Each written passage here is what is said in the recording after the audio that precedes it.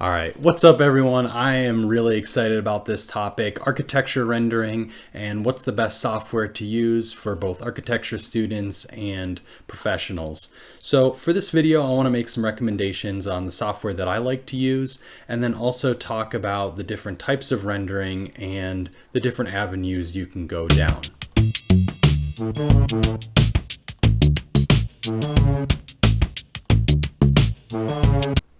So specifically for an architecture student, it really depends on what type of style and what you are going for in terms of what software you want to use down the line. The first recommendation that I have is really the most simple one, which is doing a hand drawing or using watercolor or even just pencil. So here's just a quick example. I have a watercolor drawing, a little bit hard to see in the video, all technical hand drawing renderings. Not only could it be quicker, but it could also just be more evocative and convey more emotion. And a lot of times you'll notice in a typical, digital rendering, you end up just doing a lot of things to make it more handmade and to make it more emotional. And with drawing, it sort of does that a lot more naturally, and you can do that in a more effective way. So just a quick example of sort of just the difference between doing a quick hand drawing and then a digital rendering. Right here I have some more conceptual scenes here that are hand drawn and more the mood. And so then here I have more of like a polished rendering. And this was like a memorial chapel, so I tried to make it more somber and more of a night mood. So this is a digital rendering. You look at that one, kind of more polished rendering, but then this one is really more what I would call like sparks the imagination and has a lot more energy and excitement in my mind. First category was hand rendering, and not everyone's comfortable with using a pencil, but I definitely encourage you just to pick up one pen and just keep on using that, and you'll start getting comfortable using that medium. Moving on from that is a more hybrid style, and I think this is really great for architecture students, maybe not so much for professionals, but especially for architecture students in their first or second year, or even third and fourth year, is more of a hybrid style. Taking advantage of Photoshop is really the primary tool that I'm thinking of. And so whatever 3D program software you are working in, whether that's Rhino, which you should be working in, or SketchUp, you can take quick screenshots and then really quickly overlay, either if you were going for more collage style, like throw in different scenes or people, or if textures, whatever you're going for. Using primarily Photoshop, and let's just lump in Illustrator as well. I actually know some students who sketch and design in Illustrator, and they automatically have their scene set up, and they all do it in Illustrator, and they have more of a illustrative type of rendering style. That's great too. So I'm kind of clumping these two together, sort of like the Adobe suite, or if you're using Affinity, the sort of just taking snapshots and then using Photoshop and Illustrator as your primary rendering sources. And if you follow some really quick and easy basic principles, which we can get into if you'd like, you can make really quick renderings and make them look really nice and have a lot of fun and emotion. And an additional reason why I like this primarily Photoshop rendering option is because it does two things, especially for architecture students. The first thing that it does is you start getting better at Photoshop and Illustrator, which are tools when you first get an internship are going to be really useful. And if you know them, it's going to make all those tasks a lot easier, and it's a helpful tool to know just as an architecture student moving forward, even if you're doing professional style rendering in a program. So some of this more, I guess, snapshot style examples. For instance, this is one here. This was one of my first year studio projects. Let's see, it's like case study rendering project in architecture school. So this was basically like a line model and then just adding white and shadows and greenery. Even let's see if we can see that top one here. Yeah, so even this like top diagram, that was all done basically with line work in Photoshop. Same with these, were line work in Photoshop. So that's the second option. And then the third option is going with more what I would call like a professional style rendering machine. Now, a couple things to think about when you want to go this route. The first thing to think about is you will need a more powerful computer unless you're doing a service where you're sending it off to the cloud or a third-party service that sort of processes the render. And there are programs that do that. I think even VRay now does that, and also there's a couple others that do that, like the Revit render, which isn't that great. The other thing to think about when going this route is the time that it takes to make this rendering. Using the Photoshop technique can be pretty quick and pretty effective. Doing a more professional style, for instance, using VRay, or let's think 3ds Max, or even I guess Bongo. There's a couple other ones there that a lot of people like to use. Time is a significant factor, and I'm not even just talking about the time that it takes to physically make that one render. It's all the times that you have to do that one render over and over and over again to check the settings.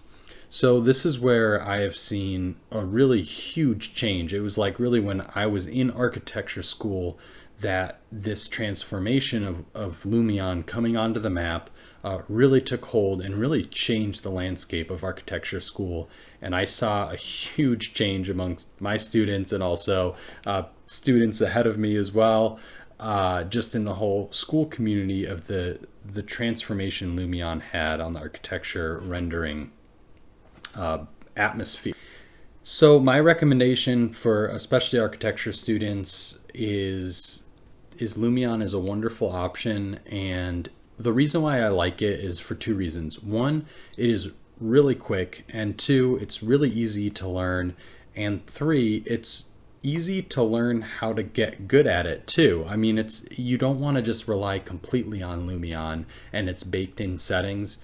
You want to really pay attention to the sun angle, and if you're going to use what type of sky you're going to use, you really want to kind of hone that in. I've seen a huge difference in my Lumion renderings depending on how I'm using sunlight. Just that setting alone, just like tweaking that ever so slightly, it actually makes a really big difference.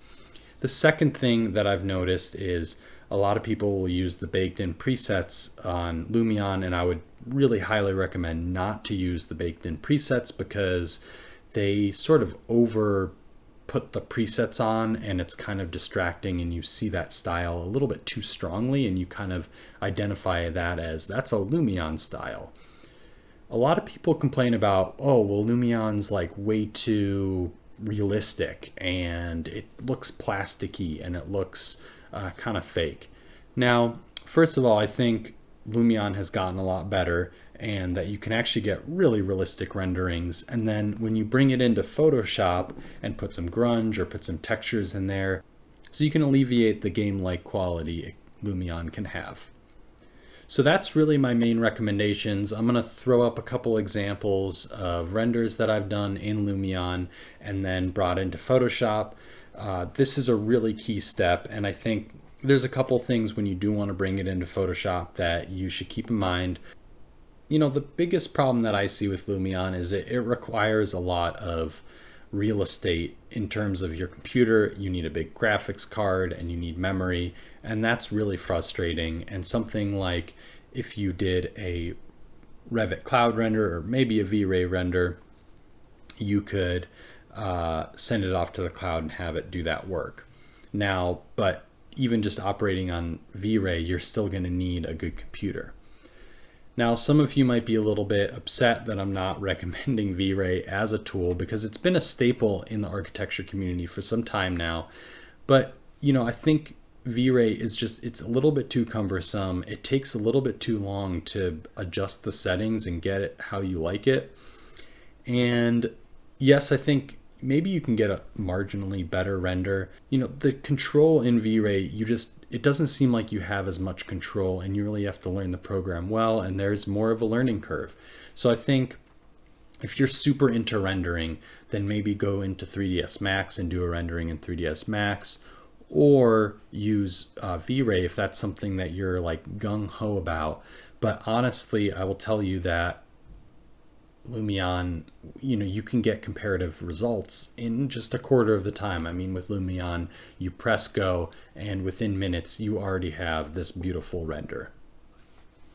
I think in today's environment, you kind of need rendering skills as sort of just like a baseline of people just looking at your portfolio.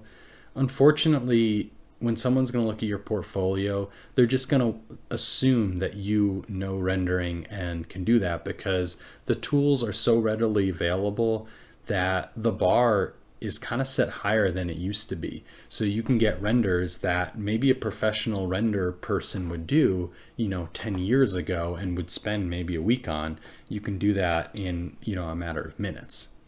So what that really means is that, you know, you kind of need to get up to speed with the rendering software, and whether that's, you know, really honing in and getting good at Photoshop, or if you have a bigger computer using Lumion with Photoshop.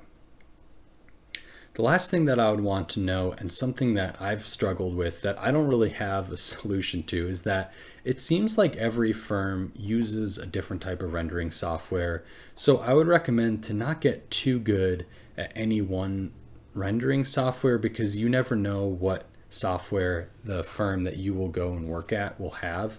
You know, there's a good chance that they'll have Lumion, there's a good chance that they might have Enscape, so it might be good to get familiar with them.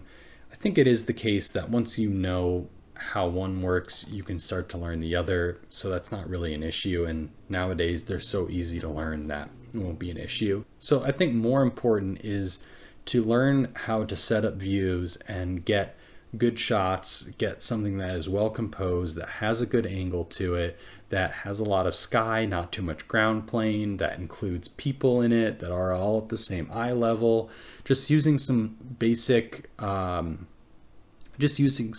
rule of thumbs, you know, having one light side and one dark side, and not being like overly too close to your building, and, you know, just being able to communicate the story of your building, you know, is really important. It's actually more important than, you know, the exact software that you use. With that being said, though, I think with either going with the Lumion or Photoshop with the snapshots, you can get really nice renders, and just, you always want to be thinking about, what's the story that I want to tell? What's the mood that I want to convey? What is this project really about? And how can that come across in the graphics? And so, for instance, like I did this like play pavilion. You know, I'm going to put kids in there and make it light and make it fun. You know, I did that memorial chapel I showed you. It's going to be like starlit. It's going to be nighttime. It's going to be somber. It's going to be this, you know, the church itself was like this ember glowing in the darkness. And so that's the kind of mood that I would put in my render. You know, if it's a super sleek building that's very minimalist and has only concrete, which is none of my projects, but if it were, you know, then the graphics would be really straightforward. It would really be honed in onto the composition and use minimal colors and make it really muted, to convey, you know, to convey the mood of that project. So the last bit of advice that I have is going back and looking at architects' drawings, not their renderings, not their final buildings, but their sketches and the drawings that they've made, whether that's Frank Lloyd Wright or Louis Kahn or whoever architect that you like. Daniel Libeskind has also some really wonderful drawings, and that can be an inspiration for what type of rendering that you want to do, what type of style, what type of mood you want to have. Is it this like chaotic, mood. Like, I don't know, I'm thinking of like a Daniel Leap skin. So that's been an inspiration to me, just looking at architect drawings, and I've sometimes used that as a catalyst in both my design product, and I've used architecture drawings as a catalyst in the design process, but also in deciding how I want to set up views and how I want to communicate the idea and the style and presentation that I want to have. All right, well, that's it for now. I'll probably post some more things on rendering. I just really wanted to make a quick video and get this out there. Hope you enjoyed it, and I will see you later. Have a good day. Please remember to like and subscribe. Please remember to like and subscribe. So if you want to stay up to date and in tune and sort of join this channel, please. So if you want to stay up to date with the new videos that are coming out, please subscribe and also like this video.